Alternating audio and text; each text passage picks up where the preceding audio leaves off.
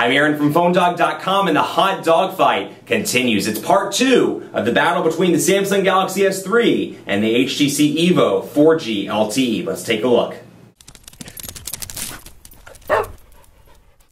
Part 2 of a very hot dogfight between the Samsung Galaxy S3 and the HTC EVO 4G LTE is underway. But before we get started into that, special thanks to Best Buy Mobile because they do such a good job, honestly, of hooking us up with phones that we turn around and give to you in the One Paw Bandit giveaway game on PhoneDog.com. So all those devices we give away on the site are courtesy of Best Buy Mobile. When you walk into Best Buy Mobile to get the Galaxy S3 or to get the EVO 4G LTE, you're going to walk out working. They'll help you set up your email, your web, your widgets, your buttons, all that stuff. So when you walk out the door, you're good to go. And better yet, you're not going to deal with any rebates because also at Best Buy Mobile, you don't have to deal with paperwork or waiting 8 to 10 weeks for rebates. That's super nice. Those are two great things about Best Buy Mobile. Let's jump into it and take a look here and start up with part 2. And I've got some exciting stuff to cover in this one. Actually, we're going to start, you know what, we're going to start with messaging. And we're going to take a look at both of these to show you what come in terms of keyboards, what comes out of the gate. So you can see stock Samsung keyboard, stock HTC Sense version 4 keyboard, and you've got two different improvements here. You can see that this one's been revised from the original Galaxy, or excuse me, original Samsung keyboard, and then over here you've got a revised keyboard by the color and in terms of the size as well over older HTC Sense based devices. So you got a different look and feel here, and you can see both of these have the ability, and I don't know if I still have it enabled on this one. Let's see. Hey there, I do not. Both of these have the ability, though, with the built-in keyboard to do a swipe-like functionality, as you can see there. And over here, you can do it on the EVO 4G LTE as well. Out of the gate, both of these are ice cream sandwich devices, and it still gets me every single time. And I want to show you the menu as well. Obviously, there's a physical button over here. You don't have a menu button down here. You get the menu button in the software on the EVO 4G LTE. So you're going to notice that menu button moves around depending on what application you're in. So if you're in Gmail, you're in Messages, you're in the browser, for example, you'll get a different experience every time. But on this one, because both of these are ice cream sandwich devices, you have to change the input method by going up here. So you do get swipe out of the gate on the EVO 4G LTE. You do not over here. So you can download third-party keyboards from Google Play. I've downloaded an ice cream sandwich stock keyboard, which if you watch any of my videos, you've probably seen it, which I prefer. But Samsung's keyboard, not my favorite, but it is definitely improved over previous versions of this keyboard. If you look at this versus like on the Galaxy Note with the older version, it is a significant improvement. I used this for about 3 days when I was, I'm carrying this device, as you know, for 30 days as part of a 30-day challenge. I used this keyboard for about 3 days before I finally got sick of it and downloaded the stock ice cream sandwich keyboard, which is a marked change for me. So the fact that I could carry it for 3 days was pretty exciting. The Quick Brown Fox is happy to be alive. Quick Brown Fox is happy to be alive. He's a pretty optimistic fox.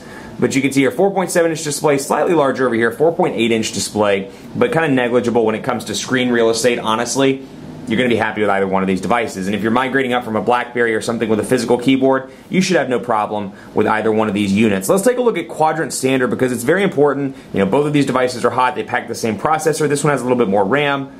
We'll take a look at Quadrant Standard and see which one comes out on top. While we're doing that, talk a little bit about call quality. So if you watch the 30-day challenge, I carried the international Galaxy S3 for a couple of days and just switched over to the AT&T version. And I kept saying in all the challenge videos, it was like the earpiece is too low. It's just a little bit too low for my taste. Not the case on the US versions. There's actually a little volume button. So if the maximum volume isn't enough for you, and I'll show you this in just a second, but if it's not enough for you, you can click the button and get even louder volume. Over here, earpiece, nice and loud, no issues whatsoever. Non-removable battery over here. You got a removable one here, 2,000 milliamp hours, 2100. Now, keep in mind, 4G LTE hasn't rolled out anywhere in the nation yet, so both of these devices are on Sprint's old and slow, for lack of a better phrase, 3G network. Unfortunately, the speeds are absolutely terrible in most of the markets I've tested it in. I've worked with it in San Francisco, I've worked with it in Charlotte, I actually worked with it in San Diego, and surprisingly it was relatively decent. But I've worked with it in New York, Atlanta. Same issue across the board with both of these devices. I mean, the 3G is absolutely terrible. They need to get on LTE, and they need it bad. And so hopefully it'll come soon. But the speeds,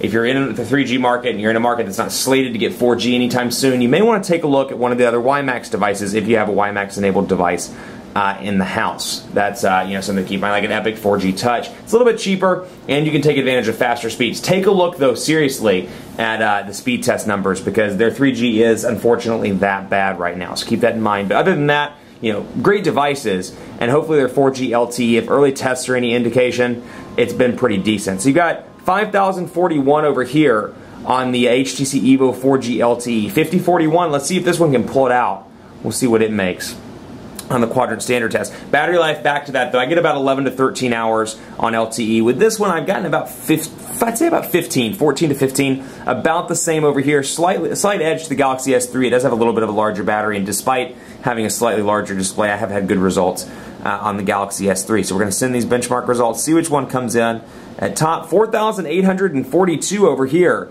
5,041 over here. Take it with a grain of salt. They're both awesome devices again, but in terms of quadrant standard, the EVO 4G LTE comes out on top. So we'll come over here and take a look at this as well. Recent applications, you can see while I'm thinking about it, two different looks and feel options here. You can see this has more of a, let's go back here and go back to that and pick up where we left off. You got your task manager shortcut here. This one has more of a skin on it. This is Sense 4.0. You can see they kind of changed it around as part of the skin. Over here, obviously running TouchWiz, but you can see it's more of an ice cream sandwich stock look and feel where I can remove these as I see fit. Over here, I have to swipe them up as opposed to swiping them to the side. 8 megapixel camera on both of these devices, and honestly, I'm going to be straight honest with you, it's a wash between both of these devices. The EVO 4G LTE has an incredible camera, and it has some awesome features, and I love the fact that it has a physical camera button over here on the side. Great, it has the half press to focus, as you can see here. Let's see if we can get it in on the Samsung logo. We'll take pictures of each other. Half press to focus, and I can take burst mode if I want to, and take a bunch of pictures and let go and find the best shot. Yeah, well, looks pretty good. We'll say best shot, and we can delete the rest if we want to. And then you can do the same thing while recording. You can snap still pictures while recording. Over here, I thought it was the best, and it definitely was the best for a long time. This one is darn close, if not identical in my opinion. Maybe a slight edge to the EVO 4G LTE, but so negligible I can't even call it. You've got burst shot over here, HDR. The features, again, the Galaxy S3, they are really winning in the software department. Buddy Photo Share is an awesome feature. It allows you to go to a party, let's say, and both you and your friend have a Galaxy S3. You take no pictures because you're a lazy bum. Your friend takes 20 pictures because he's that proactive friend that everybody hates, when you go to a party and it's like, I'm going to make a bunch of plans at the party. He's that guy. He takes 15 pictures. You take none. If you're on a Wi-Fi network and you're using Buddy Photo Share, you'll both leave with 15 pictures. But you've got Smile Shot as well, a bunch of different options here. Single shot, and then burst shot, and then burst shot with best shot. So we'll come in here and take a look, and autofocus this, and we'll snap a picture here as well. So you can see very clear HTC image, looks great.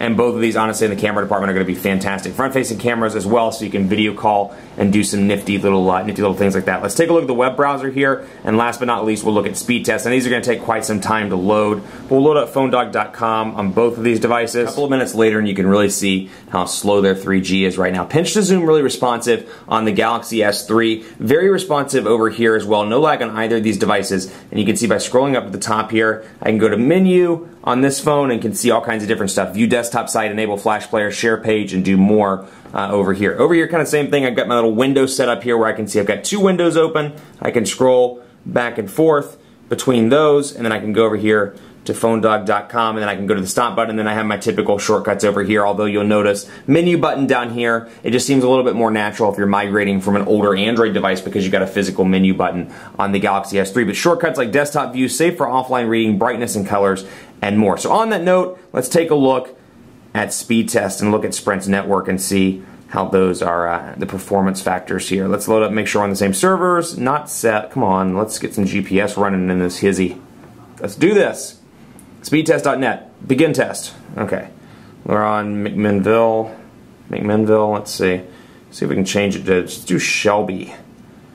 Shelby or Chester, one of the two. Shelby, and then we'll begin the test, and you can really see how poor it is. And while this is running, we'll go ahead and do the conclusion. So, both of these devices, honestly, I say this all the time, but they're like getting harder and harder. Dogfights are getting really challenging because, in all honesty, it depends on what you want. And much like a car or a TV or any sort of preference, a sports team, it's really going to depend on what you feel most at home with. Maybe you're an HTC fan. You love Sense 4. You loved old versions of Sense. You think Sense 4 is the greatest thing since sliced bread. On the HTC front, this is by far the best device they've ever made. It's a fantastic unit. Unfortunately, Sprint's 3G network is pretty terrible right now, but when LTE rolls out, this thing's going to be a beast. It's a well-equipped device, got some great features, really built well. And then you have the Galaxy S3. This is Samsung's by far best device of the year, if not one that they've ever made. It's a fantastic device, available in 16 and 32 gigabyte variants with a micro SD card. Really well built. Even though it's plasticky, it's got a ton of great software features. So I think the win here is software. The win over here, great hardware. And then obviously if you're an HTC fan versus a Samsung fan, you're going to have your preferences either way. The winner of the dogfight by a very narrow margin, very narrow, is the Samsung Galaxy S3. And the reason why is because this one brings some great software value propositions to the table. I've said this in a couple of other dogfights, but yeah, I think when you get in this like $200 price point and they all have the same features, they're all packing the same processors, they all look about the same, they all got very similar 4G LTE capabilities. I'm going to keep trying this until it works, by the way. I think that's where you have to distinguish yourself through software, and I think Samsung's finally done a good job of taking Android, throwing some great features into it to make it feel a little bit less like a science project and more like an actual consumer operating system. And to that end, it wins the dogfight by a narrow margin. EVO 4G LTE is a killer smartphone, though. It's won quite a few dogfights if you watch my dogfights, and it's an awesome smartphone. You really can't go wrong with either of these devices. I know if I were on Sprint personally, or I shouldn't say that, I have a Sprint account, but if I were using it as my personal unit right now, I'd have a tough call between both of these devices if I were standing in the Sprint store. Much more coverage to come on PhoneDog.com with both of these, the Galaxy S3 and the EVO 4G LTE. Keep it locked on the site for continuing coverage. Like us on Facebook, Facebook.com/PhoneDog. We're always giving stuff away. We're super cool, so be sure to check us out, Facebook.com/PhoneDog. Hit me up on Twitter as well. Let me know which one you like more at PhoneDog_Aaron, and on Facebook at Facebook.com/PhoneDog. Thanks so much for watching. More to come on these iconic Android devices on PhoneDog.com. We'll see you next time.